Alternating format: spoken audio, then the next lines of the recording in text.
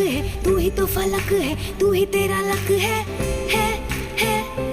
इस पल में जियो, वक्त को जाने ना तो, अब दिल में जो आग है उसे बढ़ जाने दो, तेरी शान की पहचान हो, कुछ ऐसा कर दिखाना कि राना लेगा ये जमाना, तेरा नाम लेगा ये जमाना।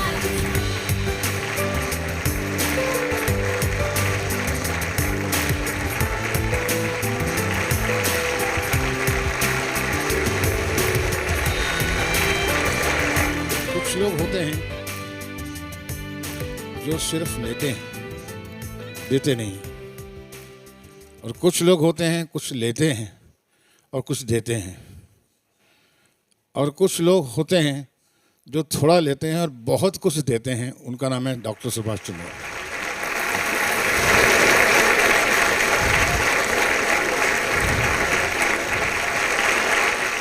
We all know his stories. We all know his shows. We all know by now he's like a family member, even to you, even to the viewers. Thank you, Subhashi, very much. Please come on the stage.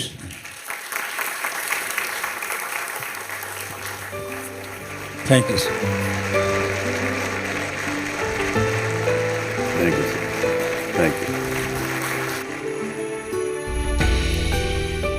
आज हम बात करने जा रहे हैं MBA versus माने बद्दू आवे छे। MBA versus entrepreneur.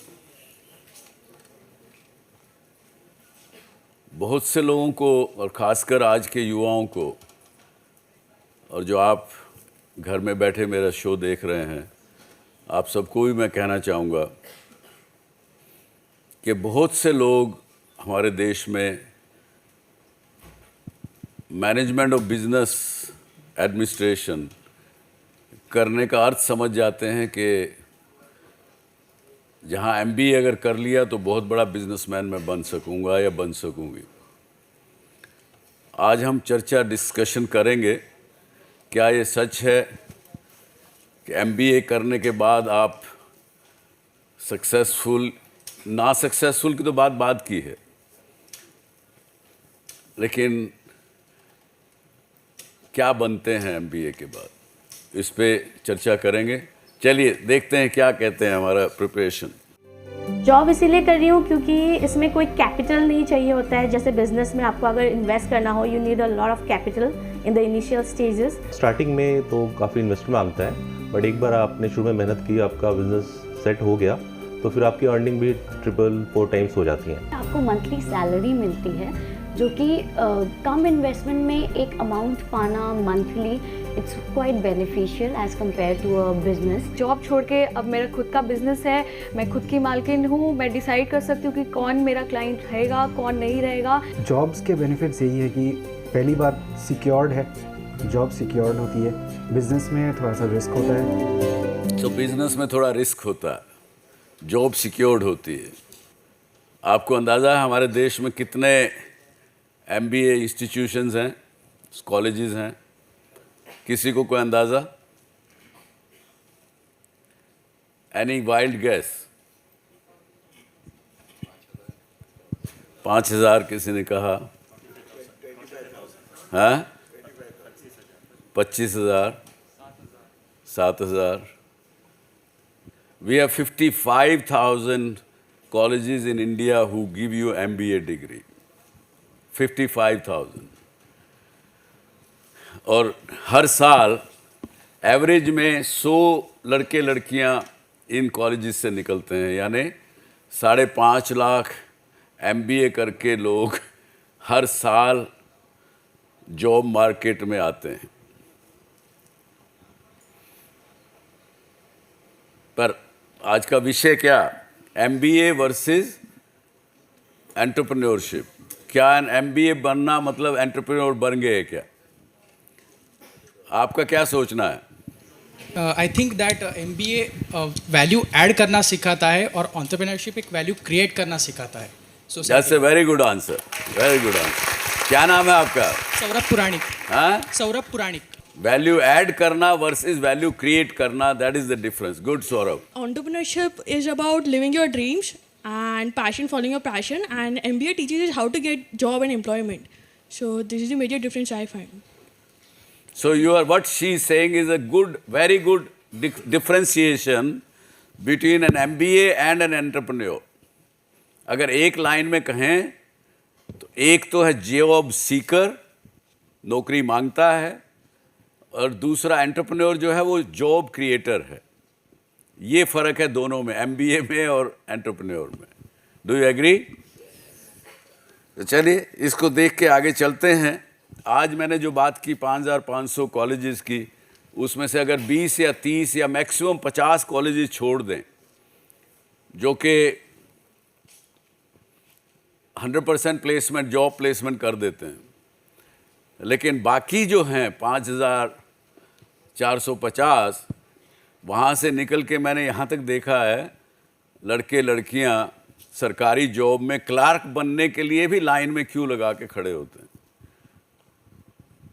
क्लार्क की भी नौकरी नहीं मिलती है.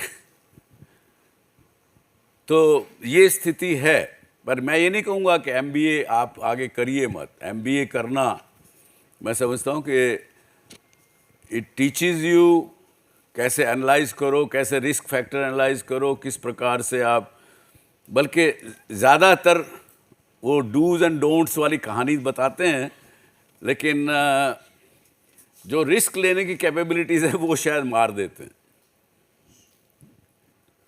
सो अब इसके साथ जितने हमारे यहाँ पढ़ रहे हैं वो तो है ही हैं.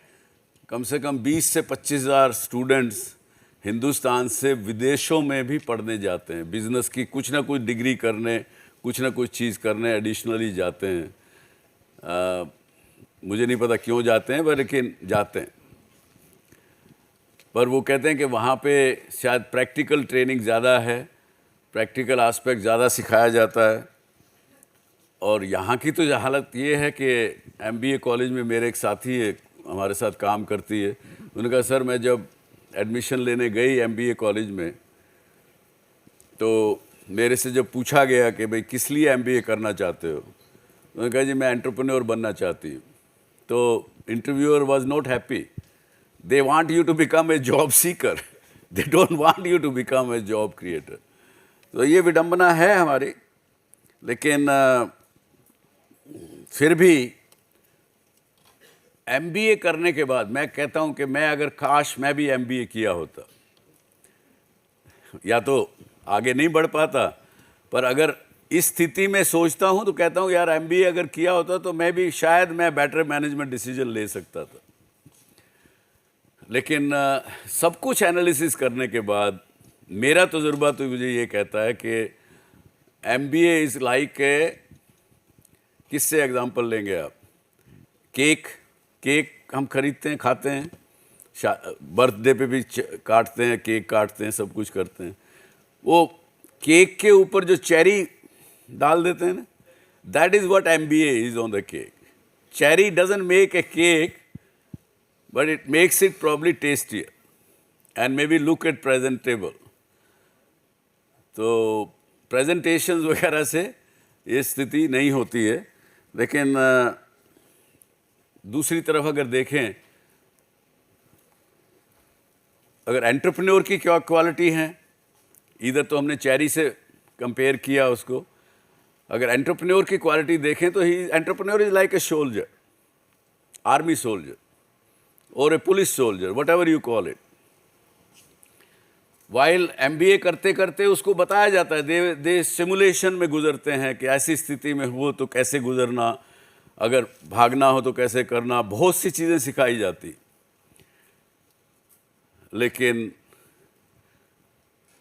जब वो गोली फेस करता है दुश्मन की या किसी टेररिस्ट की, वो उसको नहीं सिखाया जाता है एजुकेशन में.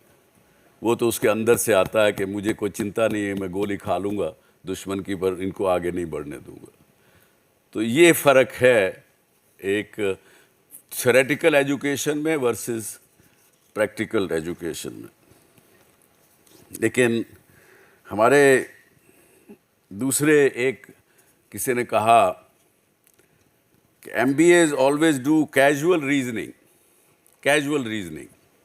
किसी बात में रीजनिंग करनी हो, मैंने पढ़ा है ऐसा, मैंने केस स्टडीज़ की हैं, मुझे पढ़ाया गया है, केस स्टडीज़ को देख के उसकी रीजनिंग करते हैं, उसको हमने कहा कैजुअल रीजनिंग। और एंटरप्रेन्योर जो होगा वो क्या करेगा? फैक्चुअल रीजनिंग वो ढूंढेगा जो इफेक्टिव हो। ये बड़ा छोटा सा नुआंसेस हमारे इन सब चीज़ों में है। आज के हमारे बीच में एक चेंज मेकर हैं, आज उनसे सीखेंगे हम कि उन्होंने क्या किया। Bina Lashkari ji, she is a co-founder, secretary and executive director, Doorstep School. May I have you on the stage, please? Welcome you.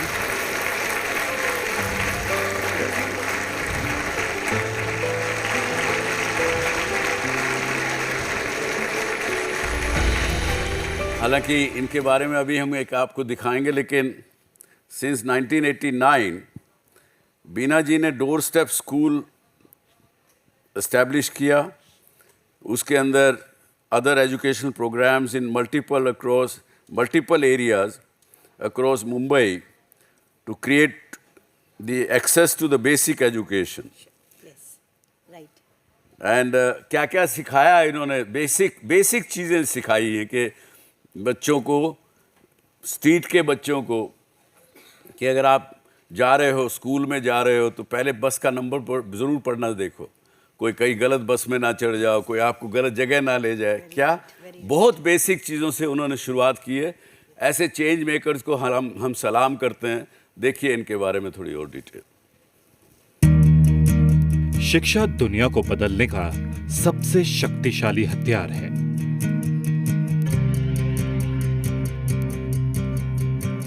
कुछ लोग भीड़ से अलग होते हैं क्योंकि वो हर विषय को अलग नजरिए से देखते हैं।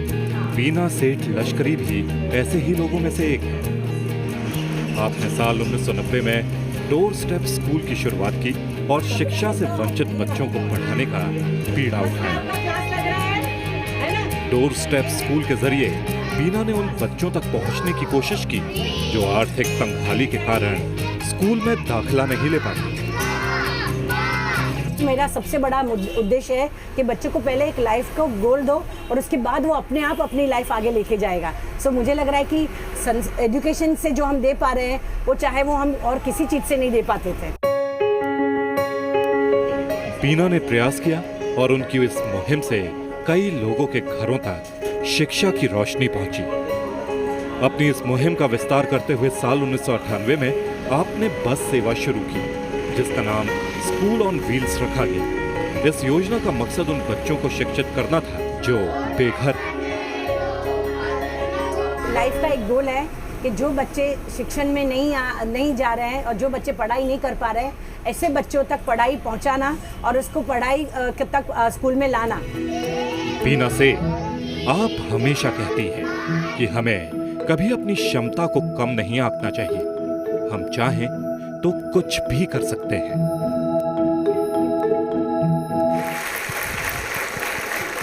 देखिए बीना जी, आप ये हमारे दर्शकों को और यहाँ भी सब बैठे हैं, इनको आप क्या प्रेरणा देंगी कि जैसा आपने किया, क्या मन में आया जो आपने शुरू किया? ये बहुत पुरानी कहानी है। आपके जैसे ही मैं एक स्टूडेंट थी और आपके जैसे ही सोच रही थी कि बहुत कुछ आगे पोस्ट ग्रेजुएशन करके बहुत बड़ा कुछ अच्छी नौकरी करूँगी और अच्छा काम करूँगी। बट ये सब चीज़ को एक बाजू रख के जब मैं मास्टर इन सोशल वर्क कर रही थी तब मैंने बहुत सारे बच्चे देखे जो स्कूल में कुछ वजह से नहीं जा रहे थे और ये ज़्यादातर ये बच्चे काम करने वाले बच्चे थे। और मैंने जब वो बच्चों की मुस्कान देखी और वो बच्चों की एक आंखों में चमक देखी तो मुझे लगा कि ये मुझे कोई भी प्रकार की पोस्ट ग्रेजुएशन मुझे मदद नहीं करेगी ये बच्चों तक पहुँचाने के लिए। सो मेरे लिए ज़रूर था ये बच्चों तक मैं कैसे पहुँचूँ। और मैंने ये संस्था डोर स्टेप स्कूल की हमारी संस्था की स्थापना की और हमने देखा कि यदि ये बच्चे स्कूल तक नहीं पहुंच सकते हैं तो स्कूल वहां तक पहुंचनी चाहिए जहां पे ये बच्चे हैं। ये स्वामी विवेकानंद ने कहा अपने जीवन में कि अगर हम स्कूल पे बच्चों को नहीं ला सकते हैं तो स्कूल बच्चों के पास जाए। को जो भी आज बता रही हूँ बहुत सही बता रही हूँ कि मैं ये मेरे पर्सनल एक्सपीरियंस से आपसे शेयर कर रही हूँ। मैंने कहीं पे भी एमबीए नहीं किया है और ना तो मैंने मास्टर डिग्री खाली सोशल वर्क नहीं, पर आपने नहीं किया होगा, लेकिन मैं तो आपको सोशल एंटरप्रेन्योर कहूँगा। इसके बारे में क्या कहेंगे आप? You can say social entrepreneur because life में बहुत सारे रिस्क लिए हैं। मुझे लग रहा है कि रिस्क लेने से ही एक एंटरप्रेन्योर सोशल एंटरप्रेन्योर बनता है, क्योंकि you go against the society. यानी बहुत सारी बात ऐसी होती है जो सोसाइटी को मान्य नहीं होती है, पर हम उसके ऊपर रिस्क लेके उसके अगेंस्ट कुछ करना चाहते हैं। मैं एक सिंपल बताऊंगी, जब ये स्कूल ऑन व्हील की संकल्पना मैं लेके घूम रही थी हमारे डोनर के पास, तो बहुत सारे लोग हंस रहे थे, बोल रहे थे कि इसमें तो आपको अप्रिशिएशन मिलेगा ही नहीं, आपको डेप्रिशिएशन होगा और आप कहाँ, ये चीज़ से क्या आपको फ़ायदा होगा। बट जब ये शुरुआत की 1990 से मैं लेके घूम रही थी ये कॉन्सेप्ट के साथ, 95 में हमने फर्स्ट बस लॉन्च की और अभी उसकी 5 बस बॉम्बे में और 5 पुणे में हैं। और उसका रिजल्ट देख रहे हैं कि हर साल करीबन 400-500 बच्चे जो कभी स्कूल में नहीं जाने वाले थे, जो स्ट्रीट चिल्ड्रन हैं, जो नींबू मिर्ची बेचते हैं, जो बैग करते हैं, भीख मांगते हैं, ऐसे बच्चों तक हम पहुँच पा रहे हैं और उसको स्कूल में दाखिल कर रहे हैं। सो एंटरप्रेन्योरशिप का मुझे लग रहा है कि मतलब मेरे लिए ये है कि हमारी जो भी एफर्ट्स है उसको मल्टीपल करते हो और बहुत सारे लोगों तक पहुंच सकते हैं। एंटरप्रेन्योरशिप का मतलब ये कि किसी भी चीज में वैल्यू क्रिएशन करते हैं आप 500 बच्चों को तैयार करके उनको सही स्कूलों में एडमिशन करवा देती हैं, उसके बाद उनकी लाइफ आगे चलती है। लेकिन फिर भी ये बताइए, आपके हिसाब से सोशल एंटरप्रेन्योर और सोशल वर्कर में क्या अंतर? मैं सिंपल बताती हूँ, हम जो काम करते हैं वो डेवलपमेंट वर्क है, इट इज़ नॉट चैरिटी। आप सही जगह पे देखोगे कि जब हम सोशल वर्क की बात करते हैं तो लोग बोलते हैं कि 50 बच्चों को खाना खिला दिया, कहीं पे कपड़े दे के आए। आज की तारीख में भी बहुत सारे लोग आते हैं, बोलते हैं कि आज हमारे यहाँ पे तिथि है तो हमको खाना खिलाना है, हमें चैरिटी करनी है। So that is called social work according to me. That's very good answer, very good answer. But social entrepreneur यानी बताओगे तो मैं बताऊँगी कि इट्स अ डेवलपमेंट वर्क। यहाँ पे हम चैरिटी की बात नहीं करते, यहाँ पे हम वैल्यू सिखाना चाहते हैं, प्रिंसिपल बेस बताना चाहते हैं बच्चों में कि भाई कुछ भी लाइफ में फ्री नहीं है। If you really want to go further you have to earn and you have to work towards it. So that is called development work which is done by the social entrepreneur. ये बताइए, आपने ये सबको कैसे सीखा? ये बात तो बहुत बड़े बड़े, मैं तो पढ़े लिखे PhD इकोनॉमिस्ट से मिलता हूँ, वो भी इस बात की परिभाषा ये नहीं दे पाते जो आप दे रही हैं। कहाँ से सीखा आपने? मुझे लग रहा है कि लाइफ के एक्सपीरियंस से।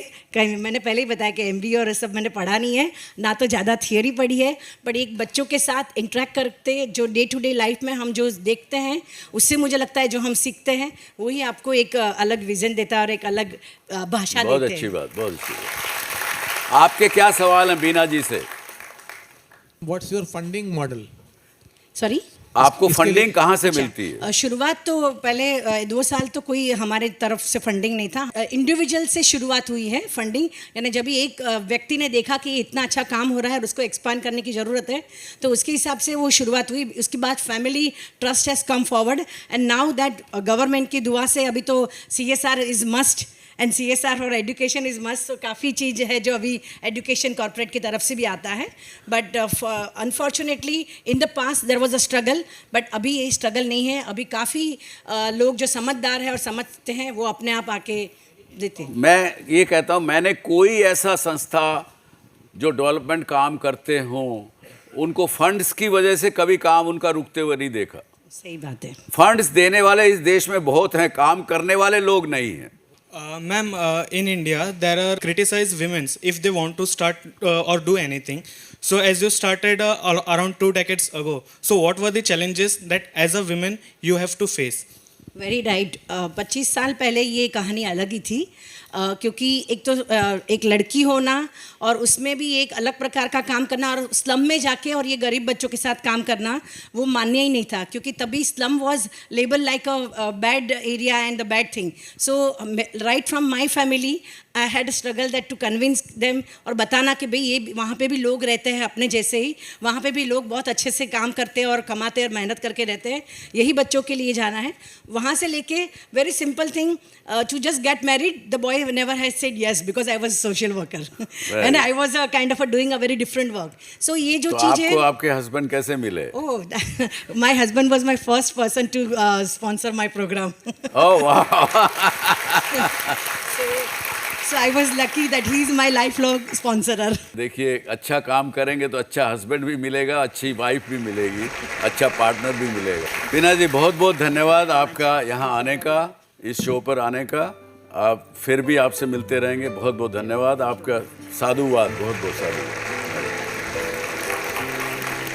सो देखा आपने एक महिला लड़की के रूप में जिसने काम शुरू किया एक सोशल एंटरप्रेन्योर के नाते, और आज उसने 2 लाख बच्चों को अच्छे रास्ते पे लगाया है। तो ये है इस देश की बहुत बड़ी ताकत, बहुत बड़ी एक सूझबूझ।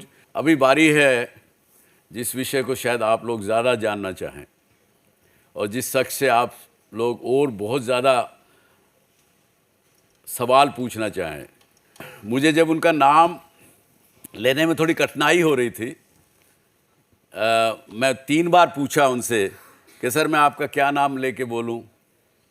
उन्होंने कुछ नाम बताया, अच्छा मैंने फिर भी गलती की। फिर उन्होंने कहा चलो छोड़ो, तुम मुझे ये वेलू मनी, डॉक्टर वेलू मनी मत कहो, वैल्यू तो समझते हो, मेरा नाम वैल्यू मनी समझिए।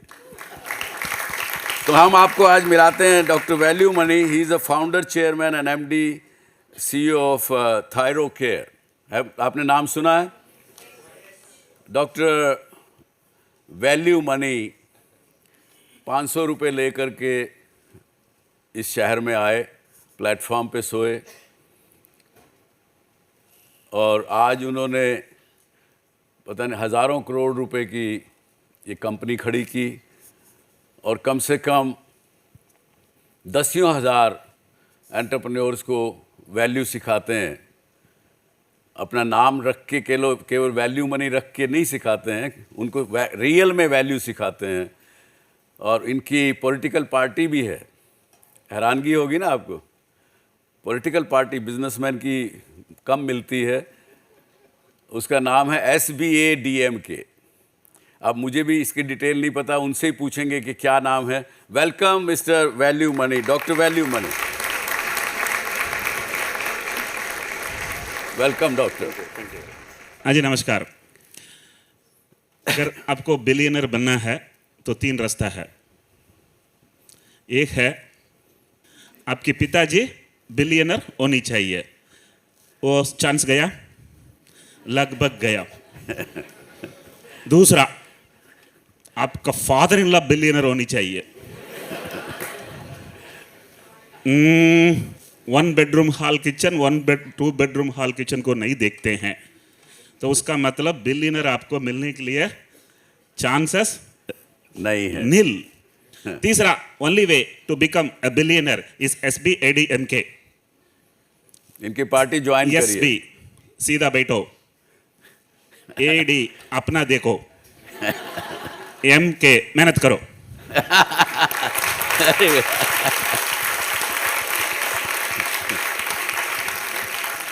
बहुत अच्छा डॉक्टर साहब, thank you very much for coming on to this show.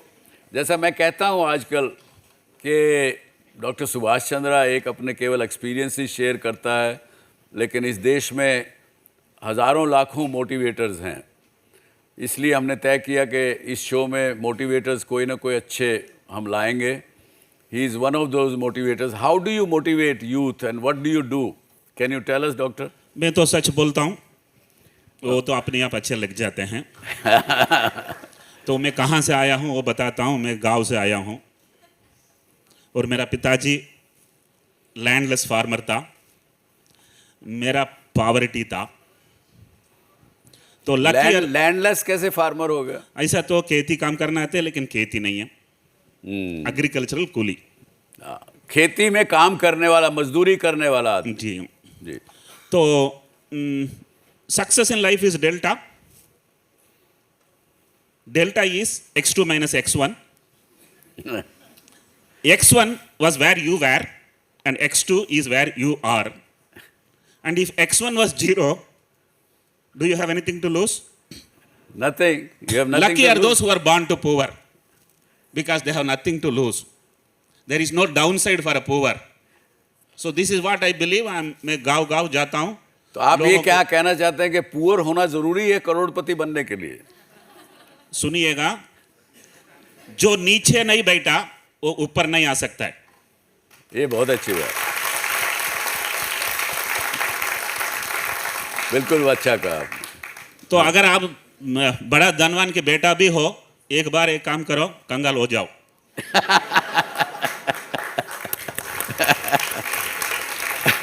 उसके बाद क्या करें? आप कैसे मोटिवेट करते हो? आपके साथ जो लोग आपने? तो ऐसा तो कह रहा हूँ कि मुझे अनएम्प्लॉयड एक सिचुएशन था।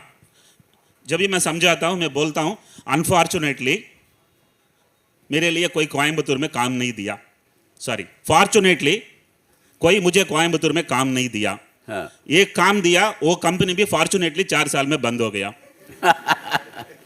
मुंबई आया, फॉर्चुनेटली मुझे रिसीव करने के लिए कोई नहीं था। मैं वीटी रेलवे प्लेटफॉर्म में 3 दिन सोया था।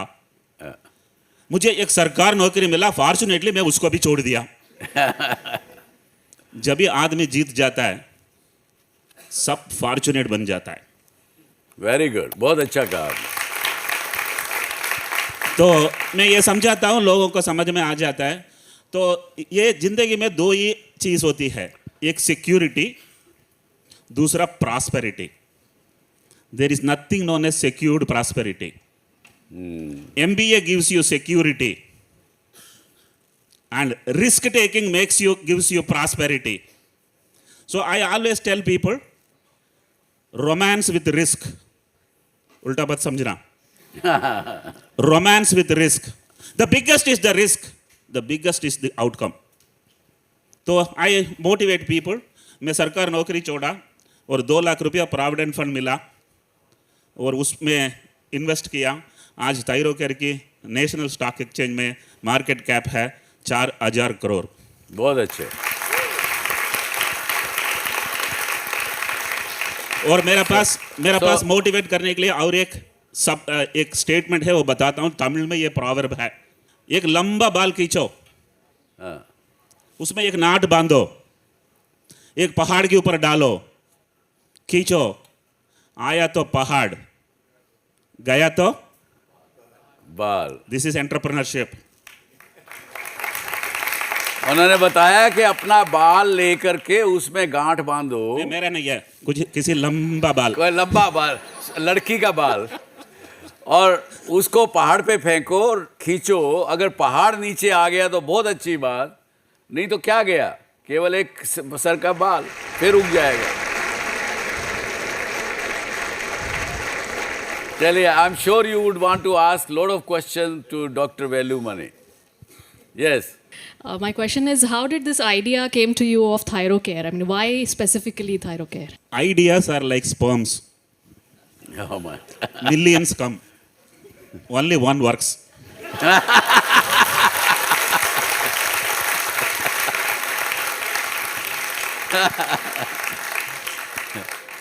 तो ऐसा तो आइडिया आया था, जिस आइडिया में मैं प्रेग्नेंट हो गया, वो आइडिया बहुत बढ़िया बन गया। Don't ask anyone how did you get the idea, because if you don't get an idea, you are stupid. Everybody gets every alternate day an idea. When you see somebody suffering, you get an idea. When somebody is selling at a higher price, you get an idea. Unmet needs of the society is infinite. Infinite. आपको मिलनी ही चाहिए, मिल ही जाएगा। That's very good, very good. Yes. You said people who are poor do not have anything to lose. What's your definition of poor, sir? Make a pyramid of 10 slices of economy. Make a pyramid of 10 slices of economy. Yeah. If you are in 1, 2, 3, you are rich. If you are in 8, 9, 10, you are poor. So, if I was in the bottommost slice of the slice number 10, I have become a member in the top slice. Now, this is a journey. And I always believe, if you are up in the slice, you are likely to go down. But if you are down in the slice, you have very good opportunity to move up. Move up.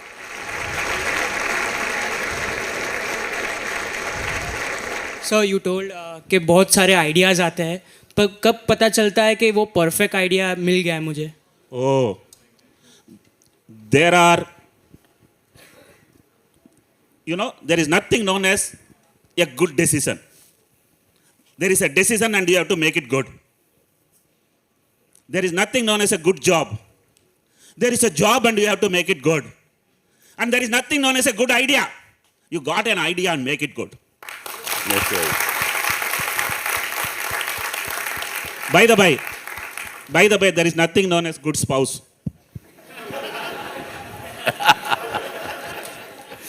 Doctor, though you have not done MBA, nor your wife has done, but you have 700 employees in your company.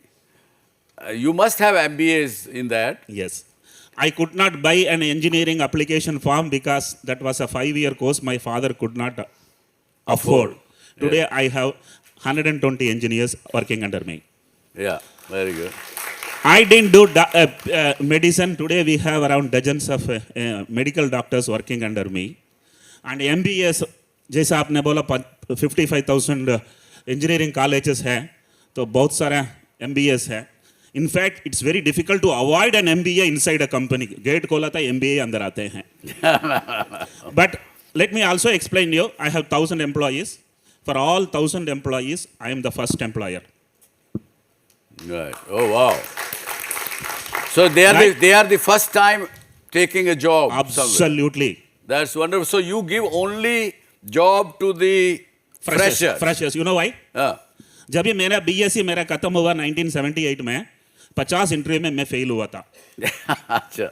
सभी लोग यही पूछा, do you have experience?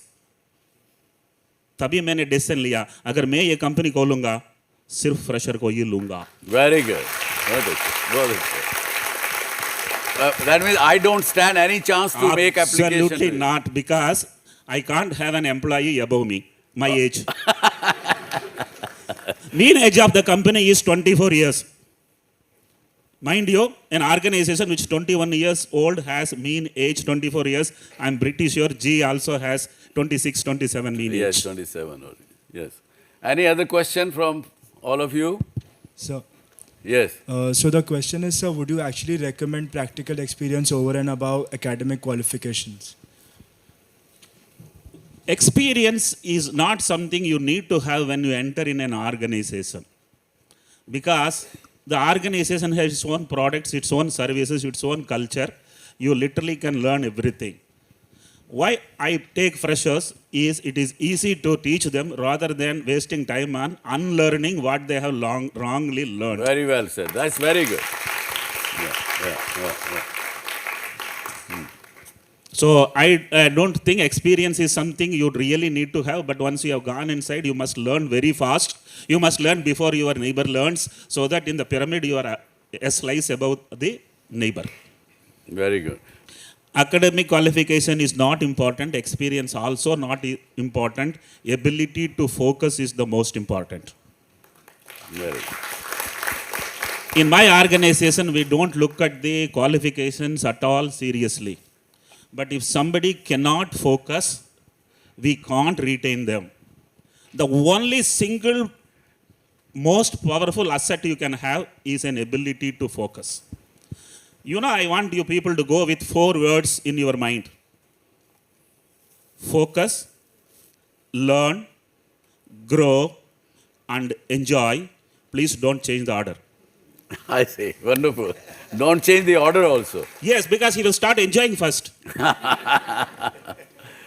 So repeat again for my viewers sitting at home. Focus. Yes. Learn. Yes. Grow. Grow. And enjoy. And please don't change the order. All right. Very good. Wonderful. Now, what would you tell the viewers who are sitting in the corporate industry, corporates, entrepreneurs? A lot of people watch this show. उनके लिए क्या, what do's and don'ts you will tell, like you have told today to the young people? Don't do business for money. You will not do it for too long. Don't start a business to sell it. It won't be worth somebody to buy it. It's very important you start a business to give employment.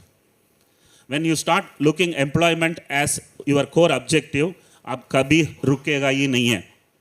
मेरा पास आज 1000 employees है. Recently किसी press वाले ने पूछा आपकी next क्या आपकी प्लान है?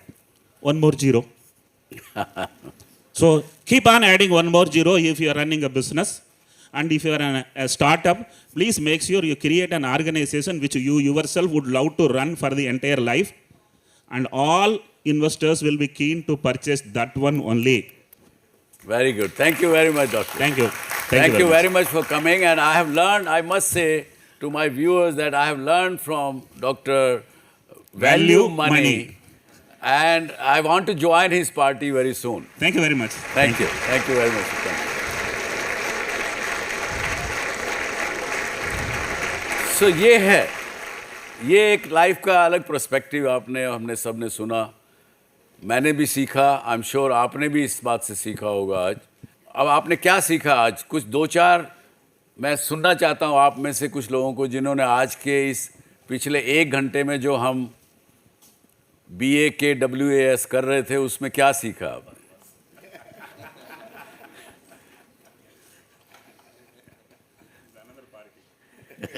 That's another party. Sir I just learn that हम ये बोलते रहते हैं कि एजुकेशन सिस्टम में शायद कहीं कमी है या थियरी है या प्रैक्टिकल नहीं है, तो ये तो शायद अभी दूर का सपना लगता है कि कभी एजुकेशन सिस्टम बदलेगा, बट एज सर सेड कि you will never get a perfect spouse, आपको उसे अच्छा बनाना पड़ेगा। तो जब तक अच्छा एजुकेशन सिस्टम नहीं मिल रहा है हम उसे बेहतर बना लेते हैं अपने तरीके से, ताकि हम बेहतर सीख सकें उसमें। बहुत अच्छी बात, बहुत अच्छी बात। क्या नाम है आपका? Sir Devashish Bagdi. Devashish has understood very well. Bagdi? Bagdi, sir. Okay, very good. One thing I have understood over here is normally what has happened with us, we just follow the trend. Okay? Looking at the various personalities, we have understood that we should create our own trend. That is a new thing we need to start. That's yes. the new thing I have understood from you. Very good, very good. Yes. अच्छी बात है, yes. खाना पीना, खाने पीने से हमें ताकत मिलती है। ज़िंदगी जीने के लिए एक ऐसा काम ज़रूरी है जिसको करने से हमें ताकत मिले और ज़िंदगी जीने का हौसला मिले। तो ये सारे दिग्गज लोगों के पास एक ऐसा काम है जिससे इनको खुशी मिलती है और ये अपनी ज़िंदगी इस हौसले के साथ जी रहे हैं। That is what I have understood today. Okay, good. Yes. I would like to say what I've learned in this past 1 hour is that inspiration comes from within. And if inspiration starts from here, from your heart, things can go right and according to you. अगर आप inspiration ढूंढने की कोशिश करेंगे तो शायद आपको वो इंस्पिरेशन नहीं मिलेगा, लेकिन आप इंस्पिरेशन अंदर खुद खोजेंगे तो शायद आप इंस्पिरेशन ढूंढ सकते हैं। बहुत बड़ी बात आपने सीखी है। ये एक हमारी फिलॉसफी इस देश की, जिसमें कहा कि अहम ब्रह्मास्मि, मैं ही ब्रह्म हूँ। ये बात इस बात को उजागर करती है कि जो कुछ आप करना चाहते हैं आपके अंदर भी उतनी ताकत है जितनी डॉक्टर वैल्यू मनी में है, जितनी डॉक्टर सुभाष चंद्रा में है, जितनी बीना जी में है, जितनी सुभाष घई में है। जो लोग ये क्रिएट कर सकते हैं आप भी उतना या उससे ज़्यादा क्रिएट कर सकते हैं। ताकत आपके अंदर है, अपने अंदर समझिए, आपको अपने सब प्रश्नों का जवाब अपने आप से मिलेगा। कोई बाहर किसी से सलाह करने की कोई बहुत ज़्यादा आवश्यकता नहीं। अगर कंफ्यूज करना है अपने आप को तो आप 10 आदमियों से पूछेंगे तो 10 तरह के आपको सुझाव मिलेंगे। With this, thank you very much for joining us today on this DSC show. आप सबको भी बहुत बहुत शुक्रिया आपको इस शो में देखने के लिए। अगले हफ्ते फिर मिलेंगे। जय हिंद, जय भारत।